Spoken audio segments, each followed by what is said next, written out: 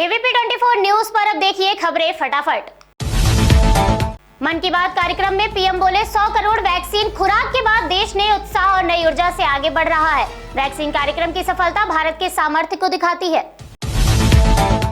कार्यक्रम में पीएम ने बताया, हमारे स्वास्थ्य कर्मी अपने अथक परिश्रम और संकल्प से नई मिसाल पेश कर रहे हैं। उन्होंने इनोवेशन के साथ अपने दृढ़ निश्चय से मानवता की सेवा का एक नया मानदंड स्थापित किया। 31 अक्टूबर का जिक्र करते हुए पीएम बोले, राष्ट्रीय एकता दिवस के रूप में हम 31 अक्टूबर को मनाते हैं। हम सभी का दायित्व है कि एकता का संदेश देने वाली किसी न किसी गतिविधि से जरूर जुड़े। भगवान बिरसा मुंडा की जयंती का जिक्र करते हुए पीएम बोले, भगवान बिरसा मुंडा को धरती आबा भी कहा जाता है। इसका अर्थ धरती पिता होता है। जिस तरह उन्होंने अपनी संस्कृति, जंगल जमीन की रक्षा के लिए संघर्ष किया, वो धरती आबा ही कर सकते थे। उत्तराखंड में एसडीआरएफ ने बागेश्वर जिले में विभिन्न हिस्सों में खोज और बचाव अभियान के दौरान 60 लोगों को बचाया, 5 शव बरामद। पंजाब के भटिंडा में कीड़ों की वजह से किसानों की कपास की फसल हो रही खराब। 60,000 रुपए प्रति एकड़ के हिसाब से किसानों ने सरकार से मांगा मुआवजा।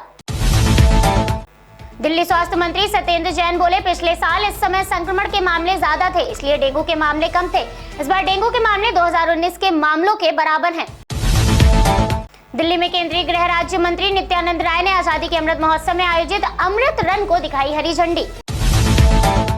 दिल्ली में महिलाओं के फुटबॉल से जोड़ने के लिए अंबेडकर स्टेडियम में कार्यक्रम का हुआ आयोजन।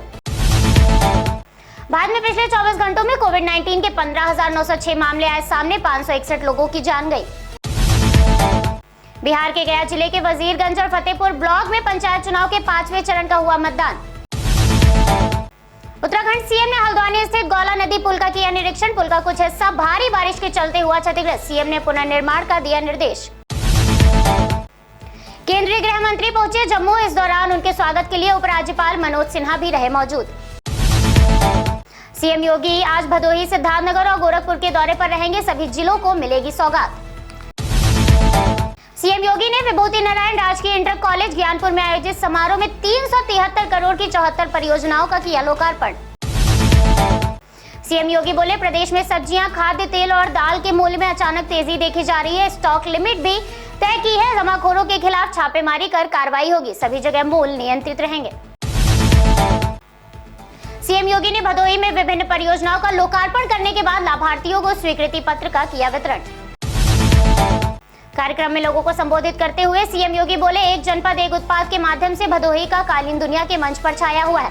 भदोही भी आज एक निर्यात का हब बन रहा है, जिससे हजारों नौजवानों के रोजगार की संभावनाएं खुल रही हैं। सीएम योगी बोले, हमारे लिए पूरा प्रदेश ही परिवार है। पहले की सरकारों में अपना परिवार ही प्रदेश होता था। हम कहते हैं सबका साथ सबका विकास, और वो कहते थे मेरा परिवार मेरा विकास। उनकी सोच आपराधिक मानसिकता की थी। उनकी सोच भ्रष्टाचार को बढ़ावा देने की थी। केंद्रीय गृह मंत्री ने आईआईटी जम्मू के नए कैंपस का किया उद्घाटन। इस दौरान केंद्रीय मंत्री धर्मेंद्र प्रधान भी रहे मौजूद। केंद्रीय गृह मंत्री ने प्रशासनिक विभागों के लिए नियुक्ति पत्र बांटे। इस दौरान उनके साथ राज्यपाल मनोज सिन्हा भी रहे मौजूद।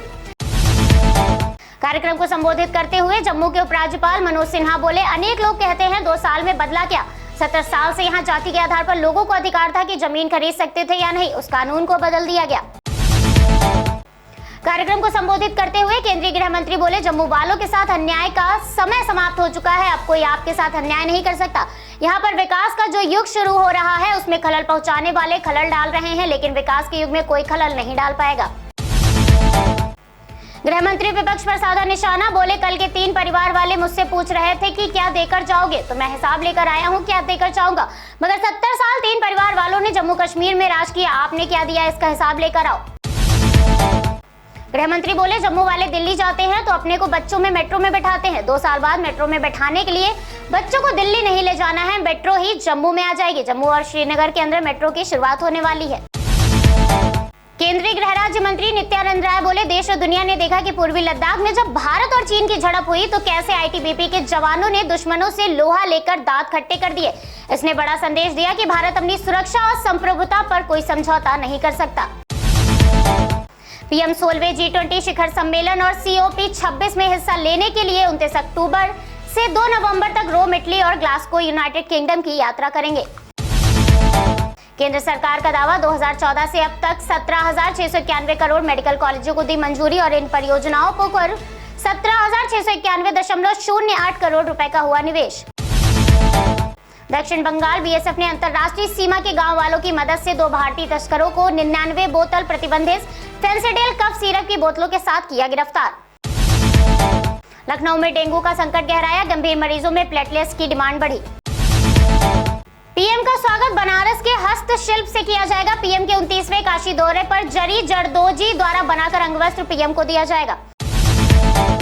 बीजेपी अनुसूचित मोर्चा महानगर की ओर से संत रविदास मंडल में महर्षि वाल्मीकि जयंती पर मुख्य अतिथि के तौर पर पूर्व राज्यपाल बेबी रानी मौर्य का वीडियो हुआ वायरल। वीडियो में बेबी रानी मौर्य महिलाओं को पुलिस थाने में नहीं जाने की दे रही थी सलाह। बोली, थाने में महिला पुलिस अफसर मौजूद है, लेकिन महिलाओं को शाम 5 बजे के बाद पुलिस थाने में नहीं जाना चाहिए, सुबह होने का इंतजार करना चाहिए।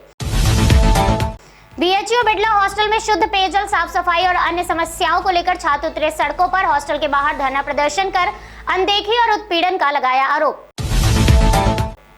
1 दिसंबर से 28 फरवरी तक 48 ट्रेनों के रद्द होने के बाद रेलवे प्रशासन ने 14 जोड़ी एक्सप्रेस ट्रेनों में 40 अतिरिक्त कोच लगाने का लिया निर्णय। सीबीएसई के पहले चरण की 10वीं और 12वीं की बोर्ड परीक्षा देने वाले छात्र अपने स्कूलों से अनुरोध करके परीक्षा केंद्र के शहर को बदलने का अनुरोध कर सकते हैं। सरयू को जलस्तर 57 सेंटीमीटर से ऊपर पहुंचा, इस वर्ष का नया रिकॉर्ड बना। खतरे के निशान से ऊपर बह रही सरयू। अयोध्या के कोतवाली हैदरगंज क्षेत्र के रामपुर अहिरोली ग्राम में अवैध कब्जे को लेकर संतराम यादव ने दर्ज कराई शिकायत। सरकारी जमीन पर दबंग कर रहे कब्जा, जिम्मेदार अधिकारियों द्वारा उच्च अधिकारियों के आदेशों की उड़ाई जा रही धज्जियां। एसडीएम ने मामले को संज्ञान में लेते हुए दिए कार्रवाई के निर्देश।